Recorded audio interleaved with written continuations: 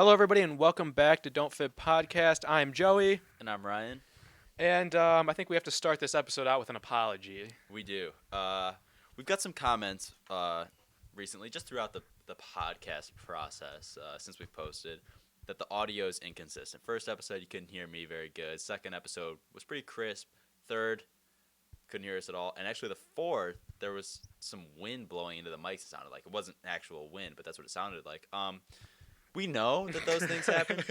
You don't have to tell us. We don't just record and then post it. We watch it back, and when we do see that those things happen, it sucks because, like, we think that the content is good and we need to post it, but the audio sometimes isn't there. So that's our apology is for the audio inconsistencies, really. Yeah, like you said, we know. And the worst part about the whole thing is we don't know that the audio is really bad until after we post the episode, which is terrible because this could be terrible audio right now and we won't know. But if you're watching this, it means it was pretty good enough to post, at least. The content. If the audio sucks, but you can somewhat hear it and it's good content, we're going to post it. Yeah, and like we said last episode, we do spend hours trying to fix it, thinking of every solution, and it just doesn't always work out. So it's brutal on our end because we want, obviously, the best product possible, which isn't always possible with bad audio. But that's just a bump in the road. And speaking of bumps in the road, when we started this thing, we knew that it had potential to reach a decent crowd or different types of people. And we knew along with that there would be haters. And we understood that going in. If you would have said people won't like it, we would definitely say, okay. But it's not until you actually start to get people hating on your podcast where you start to take it a little personal, and it burns the first few times. It does. And especially if it's someone that you know to your face would say, like, oh, I like the podcast. Yeah. But then behind the scenes, they're ripping on you and saying, oh, it wasn't good, or all this not funny, all that. Yeah, so it's brutal. Like I said, like I would have the utmost respect for anyone who had the courage to be like, if they saw us like browsing the cereal aisles at Walmart and they just came up to us and were like, yo, your podcast sucks, you'll have my respect for life, because we understand that obviously not everyone's going to like it, but there are certain ways people could definitely go about it. I think if you come directly to the source, obviously we're not, like, there's going to be no bad blood, and we're not going to feel any like we'll sleep the same at night, understanding people, like it and don't like it. But yeah, definitely a right and wrong way to go about stuff like that. But it is what it is, I guess. Mm-hmm. Yeah, spending too much time on stuff that's not important, though. We need to get into this. Obviously, you see with the hats, we're in the Christmas spirit. Welcome to our Christmas edition of Don't Fib podcast. And this is something that I've been thinking about for a while, and I'm sure you think about it a lot too. Is how often do you think about like future you? Yeah, I think about it a lot. Like, it's a daily thought.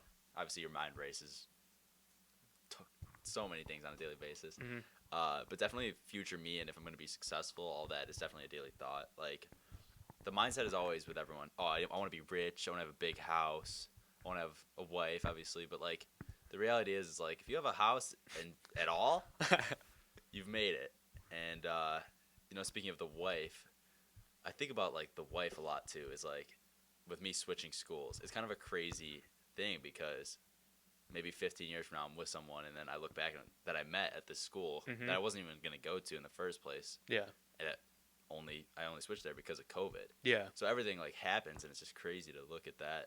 Yeah, no, I think it's definitely cool for your situation, too. Like, imagine if you would have just went to that first school and you would have met someone, and then you would have had a completely different life. Like, things could definitely change for you, like, just based off of that switch over the last couple of months. I know. But you said you think about like your future house, and you want to have a nice car and stuff like that. I always think about what I'm going to be like as a dad, and I think about having a kid probably more often than I should. But more so, like, obviously it would be cool if your kid went like D1 or like played pro sports, something like that. Like, that's not always in the DNA. But I always think no matter what happens, if I'm ever fortunate enough to have a kid with someone, I will undoubtedly name that first child Junebug, just because I want this child to be original. It's a mini me, which I'm going to take a tremendous amount of pride in. Junebug is one word? Yes, Junebug, one word. Okay. Yes. And but with that, it definitely takes two to tango. So I'm going to need someone that's going to help create Junebug. And I think about this all the time. because my future wife is probably doing one of two things right now. She's probably either watching the podcast, and if so, hey baby, or she's fake laughing at another guy's jokes, because I know whoever she's with right now is not as funny as me. He probably doesn't have a podcast the way I have a podcast. Definitely doesn't have a podcast. Right. And so I don't know. I think about the future pretty much on the regular. And I'm just glad, we don't talk about this stuff ahead of time. We're just like, oh, we kind of have like an outline as to what the episode might look like. But there was a very good chance, and because I don't know if it's normal to think about the future as much as I do, there was a good chance I was going to be like, so do you ever think about the future? And you were going to be like, no. Like, I'm just trying to live in right now or whatever. So I'm glad you feel the same way. Well, I feel like everybody thinks about the future because, like, especially our age, even like the year younger, it's like you're either thinking of going to college or you're in college, and it's like you wouldn't be doing that if you don't think about the future. So, I mean, everybody thinks about the future. Wow. You just blew my mind a little bit right I there. know. Shifting gears here, moving on. Christmas edition, holiday spirit. Do you have any Christmas stories or any Christmas traditions? Anything you want to talk about on the pod? I do a slightly funny Christmas story. It's not like much of a story as it is like kind of a looking back and like reminiscing. I remember one Christmas, I forgot what I asked for from Santa. You go and sit on Santa's lap and ask. But obviously, knowing now that my mom was the one getting the gifts, my mom got me like a street hockey net. Okay. And when I came downstairs on Christmas morning, it wasn't like I wasn't disappointed in the hockey net, but I just made a comment because I didn't think it was gonna hurt anyone's feelings. Yeah. I was just like, oh, that's not what I asked for. Oh. But like it wasn't. I remember it wasn't supposed to be like that. It was not supposed to be like this isn't what I asked for. It was just like, oh. You surprised me. But now looking back, I definitely sound very snotty. And I can say to all the viewers, I have apologized to my mother for that. She knows that that's not what I meant. And I'm very thankful for everything she does. So she was probably like, God, Santa. And she's like holding it back. No, she almost threw out all the gifts after that comment. She was like, that's it. No, that's actually hilarious, though, because you definitely, like, you don't think you're gonna hurt Santa's feelings, exactly, but you just crushed somebody sitting a few feet away from you. And the hockey net was fun too. We used it all the time. It was a good gift. I feel bad for laughing. Jeez, yeah, I don't know if my story can beat that because that was pretty good right there. But I always think about this because my family, this is like a running gag, and it has been ever since it happened. But I remember a few years ago for Christmas. Like, when I say a few years ago, so obviously I'm 18 now. This is probably when I was like 14 maybe. My family baby gated me into my room on Christmas, I guess Christmas Eve.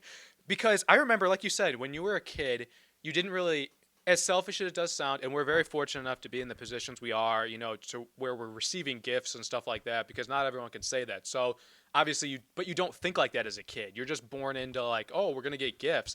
And so you're kind of like a little bit selfish about it, and you're a little bit greedy. And I remember when I was really young, so when I like really young, like 6, 7, if there was like a present under the tree with my name on it, I would like go and like look at it. And like, if like, mind you, like a week before, if it was just like there, obviously I'm going to pick up the present and like maybe like shake it or something like that. Like I'm trying to find out what it is. Yeah. But my family, for whatever reason, when I was 14, they would be like, yeah, are you going to like go shake the presents or something like that? I'm like, guys, I haven't done that in so long. Like, why are you still talking to me like I'm 8 years old?